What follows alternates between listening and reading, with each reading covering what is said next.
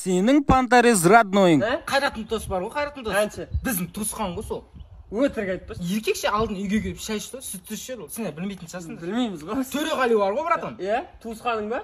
Күштәнше. iPhone 13 шықты, білесің ба? Біздің братан бар ғой, 1 жыл бұрын ұстап жүрді, сол iPhone 13. Қалай ол шықпай тұрып ұстап жүреді? Стив Джобспен араласады, братан.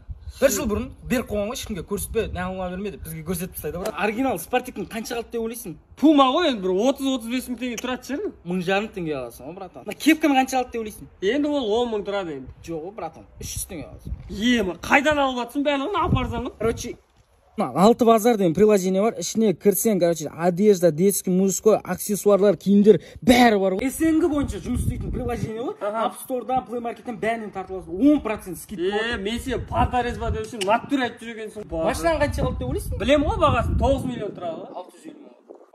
Қой, шеш. Еркекше бар.